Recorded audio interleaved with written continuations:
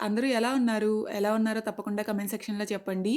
ఈ కార్నర్‌లో ఈ మధ్యనే ఈ మనీ ప్లాంట్ మొక్క పెట్టాము. అసలెంత బ్యూటిఫుల్‌గా పెరుగుతుందో. చాలా ఫాస్ట్‌గా పెరుగుతుందనమాట. ఈరోజు మా ఇంట్లో టిఫిన్ ఏంటో తెలుసా? అట్టు. దీనిని మా ప్లేస్‌లో అయితే బండట్టు అంటాం తెలుసా? అంటే లావుగా ఉంటుందని బండట్టు అంటామో లేదో నాకైతే తెలీదు గానీ, దీని పేరైతే బండట్టు. ఎంత టేస్టీగా ఉంటుందో అస్సలు 2, 3 అట్లు తిన్నామంటే మళ్ళీ ఆకలి గూడా వేయదనమాట. ఈ పచ్చిమిర్చి గూడా మన గార్డెన్‌లోవే. బాబోయ్! ఘాటు అసలు మామూలుగా ఉంటదనుకుంటున్నారా?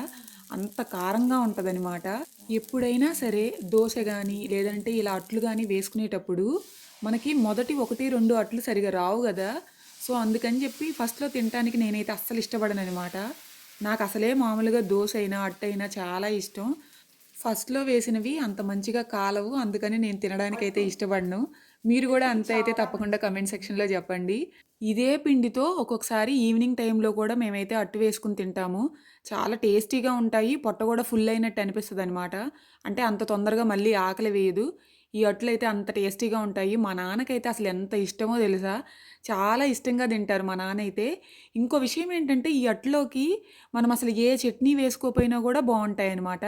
అదొకటి గూడా మంచి విషయం. ఎందుకంటే మనకి మామూలు దోసలో అయితే కంపల్సరీ చట్నీ వేసుకునే తింటాం గదా! ఇందులో చట్నీ వేసుకోపోయినా గూడా టేస్ట్ అయితే బావుంటది. ఎందుకంటే ఉల్లిపాయ, పచ్చిమిరపకాయ ఏస్తాం గదా! సో, టేస్ట్ అదిరిపోద్దనమాట. ఆ తర్వాత ఒక కాఫీ తాగాను. టిఫిన్ చేసిన తర్వాత కాఫీ తాగకపోతే అస్సలు టిఫిన్ తిన్న ఫీలింగ్ గూడా అనిపించదు ఒక్కొక్కసారి. అండ్ ఈరోజు మా ఇంట్లో చిక్కుడుకాయ వేపుడు, చిక్కుడుకాయ కూర అయితే చేస్తున్నామనమాట. చాలా రోజుల తర్వాత ఇంత మంచిగా ఉన్నాయి చిక్కుడుకాయలైతే. ఈ మధ్య వెజిటబుల్స్ గూడా అసలు ఫ్రెష్‌గా అనిపించట్లేదు. సో, చిక్కుడుకాయలైతే అంత బావున్నాయనమాట. అండ్ నా ఫేవరెట్ షో అండి ఇదైతే. 'సూపర్ సింగర్స్' ఆ షో అయితే నేను చూస్తాను. ఇది శంకు పువ్వు మొక్క. ఇది మనకి విత్తనాలు చిక్కుడు గింజ ఉంటుంది గదా! అదిగో చిక్కుడుకాయ కూర ఉంది గదా! అలానే చిక్కుడు గింజ ఆకారంలో ఉంటాయన్నమాట. ఆ షేప్‌లో అయితే ఉంటాయి. అవి తీసుకొచ్చి విత్తనాలు నాటితే ఇలా చక్కగా మొక్కయితే వచ్చింది. దాన్నయితే ఇప్పుడు కుండీలో పెట్టాను. దాని వలన ఎన్ని హెల్త్ బెనిఫిట్స్ ఉన్నాయో తెలుసా? శంకు మొక్క మనకి తీగలాగా పాకుతుంది. అందుకనే అక్కడైతే ప్రస్తుతానికి ఒక చిన్న పుల్ల పెట్టాము.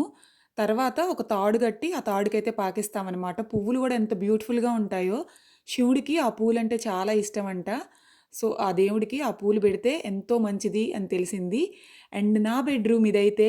నా బెడ్‌రూమ్ అంటే నాకు చాలా చాలా ఇష్టమండి.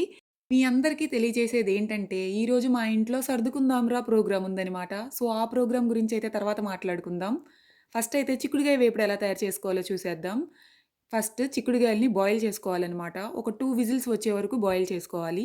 ఆ తర్వాత ఒక పాన్ పెట్టుకొని, అందులో ఆయిల్ పోసి హీట్ చేసేసుకొని, హీట్ చేసుకుంటాం గాదు. కొంచెం హీట్ అయిన తర్వాత అందులో పోపు దినుసులన్నీ వేసేయాలి. ఆ తర్వాత ఉప్పు, కారం, పసుపు ఈ 3 వేసేయాలనమాట. చిన్నుల్లిపాయలు గూడా వేయాలండోయ్! ఆ తర్వాత ఈ బాయిల్ చేసిన చిక్కుడుగాయలు వేసి అటు ఇటు తిప్పుకోవాలి. ఎంత సింపుల్ ప్రాసెస్సో చూసారా? చాలా ఫాస్ట్‌గా అయిపోతుంది. అలానే ఈజీ కూడా. వంట రాని వాళ్ళు గూడా నేర్చుకోవచ్చండి. అంత ఈజీ ప్రాసెస్ చిక్కుడుగాయ కూర చేయడం అయితే. అండ్ తర్వాత మళ్ళీ నేను నా బెడ్ మీదకొచ్చేసాను. ఇప్పుడు సర్దుకుందాంరా ప్రోగ్రామ్ గురించి మాట్లాడుకుందామా? మా అమ్మ ఏం చెప్తుందంటే, పొద్దున్నే ఈరోజు మాత్రం నువ్వు నా మాట వినాల్సిందే. నువ్వు బెడ్డంతా చక్కగా క్లీన్ చెయ్యి. అలానే నీ బట్టలన్నీ సర్దేసుకో. నీ ర్యాకంతా అసలు చెత్త చెత్తగా ఉంది. నీట్‌గానే ఉండట్లేదు నువ్వసలు ఈ మధ్య అంటుందనమాట. కానీ ఎందుకో తెలీదు. ఈ మధ్య నాకు బద్ధకం చాలా చాలా ఎక్కువైపోయింది. ఆహ్, ఎందుకు అనంటే నేను స్పెసిఫిక్‌గా రీజన్ చెప్పలేను గానీ, ఎప్పుడూ కూడా ఎందుకో కొంచెం డల్‌గా అలా అనిపిస్తుందనమాట. ఈ ఇయర్ ఎలా గడిచింది అనంటే, ఫ్రాంక్లీ అంత బాగా అయితే ఈ ఇయర్ గడవలేదు. సో, 2024 అన్నా నేను అనుకున్నవన్నీ జరగాలని చెప్పైతే నేను కోరుకుంటున్నాను. అండ్ ఇది చూసారు కదా! ఈ పూలు మొన్న మా ఇంట్లో పూజ జరిగినప్పుడు నేను తలలో పెట్టుకున్నాను.